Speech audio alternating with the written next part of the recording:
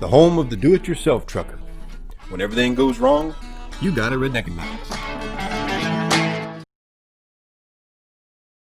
Well, you know, what's funny about what you just said, Ed, was back in East Tennessee, when we would tour the circuit, the gigs, you know, the local circuit, we had our own tour bus.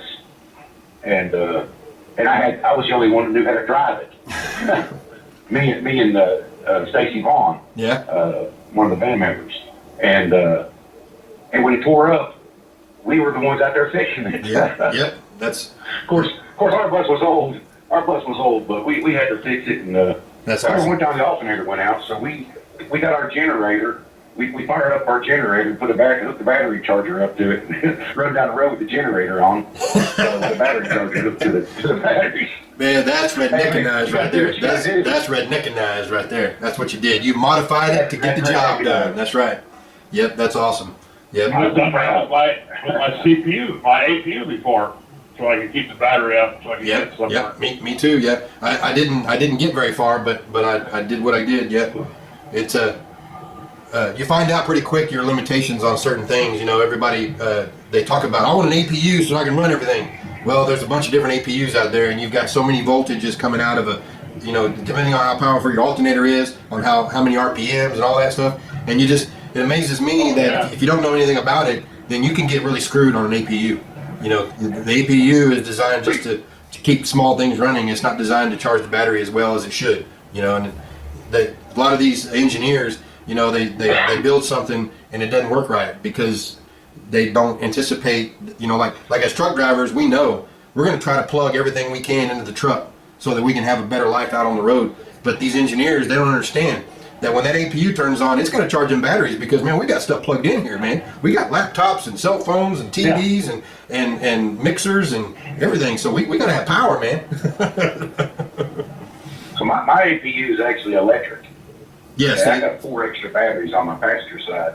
So when I shut my truck off, there is no engines running, no little diesel motors running that power anything. All mine's electric. And when I'm driving, it charges. Right. When my truck's running, it charges the batteries back up. Yep. And see, go ahead. I run my heat last night on high, and the fan anyway. When I got up this morning or this afternoon, 12 hours later, it just went down one. I got like 4 lights on it. It just went down 1 light, so it could have run another day. That's awesome. Wow. Because we all talk about the limitations of those electric ones is that if the truck ain't running, it ain't charging. So you know, that's good that you have that kind of power like that because you know, a lot of those guys that want to sell those engine APUs said, oh no, battery APUs are limited and all this. Well, you know, if the battery technology is good, then it's not really limited. So yeah, and that's what you got to learn. Man, you know? I love mine. Yep. It's amazing. It's amazing. I found out when I bought this new truck, it's got a completely different alternator system on with my old truck was. But I took the APU off my old truck, put it on the new truck. I had to put a new alternator on it. It could not keep up with the demands of this truck. Yep, it's amazing what we learn. You know, and everybody thinks. I thought, you know, when I first started learning about electricity, I thought, well, it's just, you know, positive, negative. That's all you got to worry about. You know, no, there's so much other stuff, and it's not voltage or amperage and watts. All that stuff is all you know, intertangled with each other. And just because you've got amps doesn't mean you have volts, or, you know, it's all different stuff. And and if you don't know too much about it, then you can get really screwed because different APUs do different things. And if you're out there shopping for APUs, don't get sold on the salesman. You got to go out there and talk to drivers. And it really don't matter what kind of, you know, you get under inverter. You know, no matter what your APU or your battery system are, it depends on what wattage of your inverter. Inverter, yeah. You got like Taylor there. I don't think he'd probably run his heater on high and turn his amp on, his recording studio on without his inverter saying, no, you're wanting too much from me. Yeah. Well, actually, my inverter runs different. My APU, there's a place I can hook an inverter to it, but I have my inverter hooked to my regular batteries, so I can actually do that. Now, the Okay, only so- thing is like when I run my microwave, it's That's a what little pulls it. much for, Yeah. it's a little much, so I just start, it'll beat my inverter. Well, it will run, but it beeps. So I just start my truck Yep. when I want to cook. Well, your heater is probably running on DC, right? And your microwave and your sound Yeah. studio is probably running on AC, correct? And see, that's different too. Yeah. See. yeah. So yeah. And just like microwaves, I remember when microwaves started becoming more regular in trucks, and they were putting them in trucks. They were actually installing them. And so I was looking at these microwaves. They were selling them at truck stops. You can buy them for the truck, a microwave, and they were little and they were low power. And I'm like, no, I want a big one. I want to be able to put something big in there and cook it, and I want to, I want to be able to cook it good and not have to run it for 10 minutes. I only want to run it for 2 minutes. So I went at Walmart and bought a regular microwave.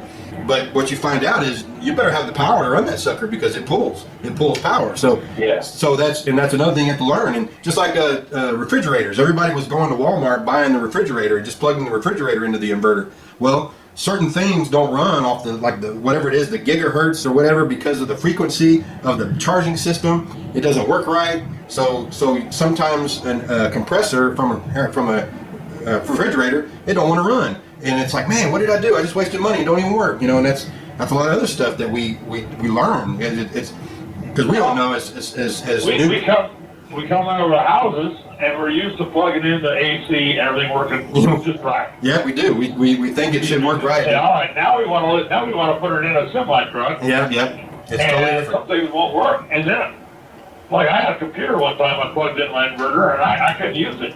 The thing would go all over the place.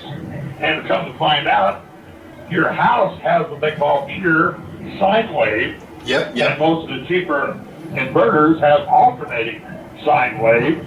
And you're right, that frequency, you may have the watts, everything else may check out, but it ain't gonna work because of the sine wave, the frequency going to that unit. Yeah. What do you Well, call I have it? a 1500 watt pure sine for electronics, designed for electronics in my truck. Yeah, And I got it from Road Pro. Yep. Well, I remember when Man, they got it covered. They got the Ttuckers covered. and you know what? I put this one in and this pure sine. The Road Pro people, they're the ones. They also they make almost everything electronic for the truck. I've got the the serial lighter plug that gives me multiple plugs, and it's like extra power, and where I can put the USB plugs in there. And some of that stuff you buy it, you might say, I'm not going to pay $40. I'm going to pay $15. Well, that $15, that's not going to break. It's not going to last. Not only is it low wattage or whatever, it can't handle the amps or whatever, but the wires are all cheap and they all get twisted and break and everything. You go get the good ones. And the one I got from Road Pro, it's a bigger one. It's got the plugs in it, and it's a thicker wire, so you know it's going to last, and it's insulated. Because that's the other thing, insulated wires. I don't know if you guys ever seen it, but a lot of times you might see trucks burnt down in the parking lot where they caught on fire. That's because he tried to hook up a big inverter with small wires, and the wires got too hot and they caught on fire.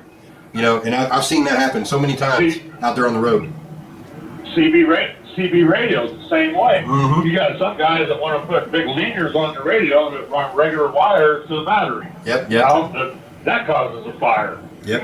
It's stuff like that. I'll tell you another thing. I don't know how many truckers are listening on here, but a lot of guys run them like Coleman cooler refrigerators. Yep. Well, if you go to Walmart and buy a cheap one of those, I found out from Coleman that Walmart, if you ever compare them to the ones that you buy at truck stops that has a model number on it, the one, and it looks like the identical same unit at Walmart, it'll have a different model number on it. What Walmart does is they'll tell Coleman, we want to sell that, but instead of putting brass bushings in it, like the expensive ones the truck stop is, we want nylon or plastic bushings in to lower the cost. And so you get 3 months out of a Walmart Coleman cooler, where you can get a year or two out of truck stop ones. So sometimes it ain't always better buying cheap, more thorough. When you worry about things catching on fire and not working for you when we're out on the road. So here again, back to running a business and being a manager of your business. You want something that's going to protect your business. And my business is this truck. Yeah, and that's everything's like that. I see it all the time. I see cheap, it's cheap materials, or like you say, in bad manufacturing. All you got to do is you kind of look for the name brand stuff and just talk to people. And that's one of the things I've learned is that those cheaper, just like you say, just because it's cheaper doesn't mean it's just as good. Well, these radio shows like this, YouTube, you learn, anytime before you buy something, there's 100 different reviews on YouTube about that product. It's just smart to do a little research before you make a purchase on something that's, more than $50. Yeah, and especially when it comes to electricity, because electricity is complicated. Don't ever think it's easy. Even if you think it's easy and you know a lot about it, it's still pretty complicated, especially when you're trying to modify something in a big truck that you're used to using at home. One of the things that I learned is that RV stores is a great place to shop around. Stuff for RVs is expensive. You know why? Because they know that it has to be built, made a certain way to last, to do the job. So that's why that stuff's expensive. You want to protect your investment, you just got to. Yep, I totally agree with that. Yeah, it's amazing, and we think we know, we think it can't be that hard, but maybe it is. Maybe that's why people get stuff done like that. And you gotta double check. I remember when I learned that I would get more power or more consistent power out of my inverter if I got the bigger gauge wire. Well, I'm gonna tell you what, I went and I spent the money. The inverter was like $500. Well, I spent like $200 on the wires because I got the best gauge and had them, what do you call it? Heat wrapped with the connections. I had good wires, good cables to run the inverter to the battery. What I do on that is I don't buy the cheap version, but I buy a really good set of jumper cables. That's it. That's jumper cables.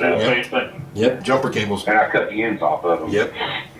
And you want a good four gauge. I think most jumper cables might be 6 or 8, but if you go shop around for a good 4 gauge wire for jumper cables, and you just cut the ends off and stick your own connectors on there, and then maybe even wrap them up a little better. Maybe get some of that plastic wrap that coils around the wire to keep the weather out of the wire from showing up. Especially if you're going through a metal hole, you want to protect that from rubbing through, because that rub, if you just stick it through a hole and don't protect it, it rubs through, it causes a short. Here again, you start a fire, you lose the truck. Yeah. Well, I got one more caller here. I think I know who. I think I know who this is. Let's see. Hey, is this that gray money pit? Is that who this is? Yeah, that's who it is. I just jumped on here and I saw you guys talking about inverters and gated wire and whatnot. You know what? I found this out probably 25 years ago when I was building race cars and whatnot. This welding wire is the best battery cable out there.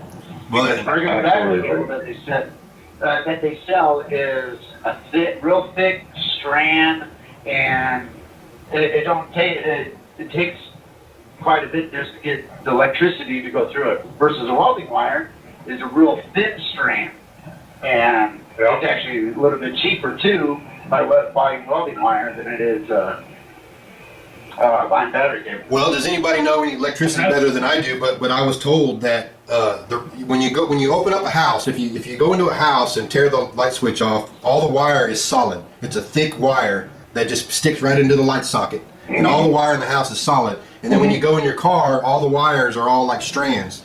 And what it is the alternating current. Well, you're talking about AC and DC. Right. So what we learn is alternating current goes through. Totally different.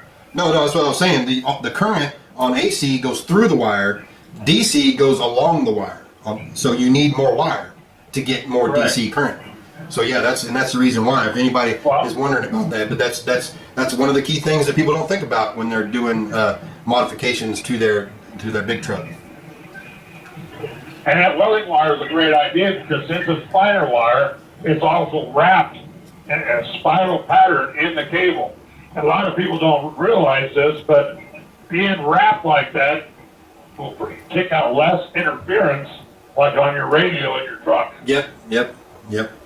Okay, and the people out there listening don't understand that. It's whenever you plug something in, and then when you turn your radio on, you hear that little feedback on your radio, and then if you turn that electricity off, that sound goes away. Well, that's your interference there. So the better products you have as far as wiring and electricity, then the less interference you're going to have. And of course, sometimes it doesn't matter, but sometimes it'll bug the hell out of you. So Sure will. That welding wire is a great idea. I don't know what this caller is, man. That's a great idea. That's Robbie. this was Robbie, man. It's one of the. Oh, okay. Yeah. I didn't recognize you. Oh, yeah. I'm about halfway done with doing just the battery cable on my truck. You know, yeah, mine's an older truck, but I just bought an APU over Thanksgiving from a buddy of mine, and I pretty much rebuilt it and ran all new battery cable and everything else. So. And there's so many things that can be done to change all this stuff as far as maintenance goes. You talk about that. If you've got some kind of like maybe you hit the start to start the truck and it doesn't necessarily want to start, and you got to hit it a few times, and you're like wondering why is the battery dead? Well, the batteries are good. You take it in. I took it to one of those truck stops that just hey, all of a sudden it did this. What's wrong? And they said, well, your alternator's good, your batteries are good, your starter's good. The cables between the components are all good. We don't know what the problem is. And I said, well, what about these connectors that connect the batteries together? What about those? He goes, well, there's no way to test those. All right, then replace them. So we replaced them, and guess what? That was the problem. The lines, the cables that connected the batteries. Them on the wire though. They don't solder them. Right.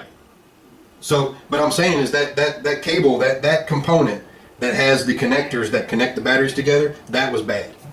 And so when I replaced that, it fixed it, because what happened was the batteries weren't connecting to each other. That's what was happening. Is the batteries were getting current, but just not enough to start the truck because they needed more than one battery. Well, and sometimes just a little maintenance, clean the post will help you out. Man, I'll tell you what, when we first started Redneckanize, that was one of the things we pushed out there, was just keeping up with the truck. This time of year is a great time to do it. Freight slows down, so you're kind of stuck somewhere. Maybe you got a day to kill. Crack that battery box open and maybe get a little brush up there and clean that stuff off, because you don't have to do it very often, but it makes wonders when you do.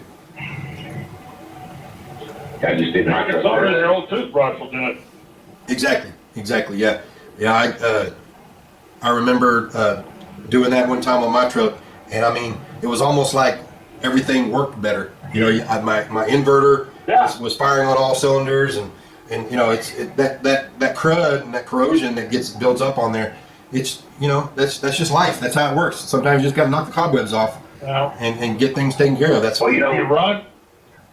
Another thing too, in the northern area, calcium chloride promotes that, and a lot of guys don't think how damaging calcium chloride is to your electrical connections in your truck. There you go. Oh my God, it'll kill them. Yep. See, a lot of people don't realize that when you have a lot of that corrosion on your battery terminals, okay, that's equivalent. I always use the analogy of, when I describe electricity, to like water going through a water hose. Yeah. Okay. Yeah. Even though the water is full, the hose is full of water, without the amperage is like the pressure. Mm-hmm. You know what I'm saying? And if that water hose can't hold that pressure, okay, if you put 100 pounds of pressure through a water hose, you're going to blow that hose the first time you stop. Turn the hose off. Pressure's going to build up and pop that hose because there's too much pressure. Well, that's kind of like running too much pressure or too much amperage through a little wire. It's more than it can handle, so it'll smoke. It's like blowing the hose. Yeah. But see, what people don't realize is when that corrosion gets on them battery terminals, okay, that's kind of like in your kitchen sink, how if they pick up a water line or something like that and you turn your water on, that's what that little screen in your kitchen sink is for. Through the years, if you don't replace it or clean it, your water don't come out as fast because it's obstructed. Well, if you do it the opposite way, on a pressure line, then when you're trying to get the amperage out of that wire and it's full of corrosion at the point of the battery terminal, then it's obstructed. So the amperage won't go through there, and it's going to smoke. It's going to burn that battery up, because it's corroding. It's obstructing that wire. And sometimes it'll even lose connection. Hell, on these newer trucks, I was instructed when I bought this truck by a guy that knows my truck inside and out. He said the biggest problem that he's ever had with these trucks is drivers don't clean their batteries. And I'm thinking, why in the hell would I clean my battery? Okay. And he wasn't talking about the battery terminals.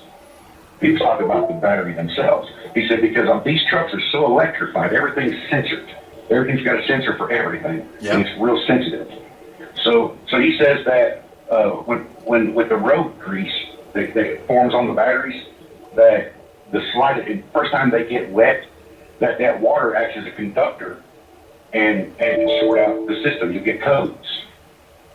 And I was like, well, kind of made sense. So when I bought this truck, the very first thing I did was I bought new batteries.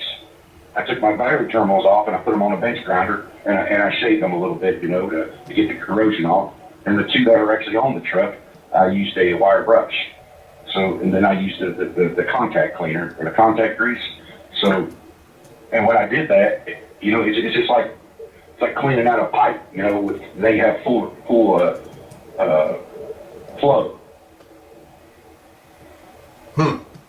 That makes sense.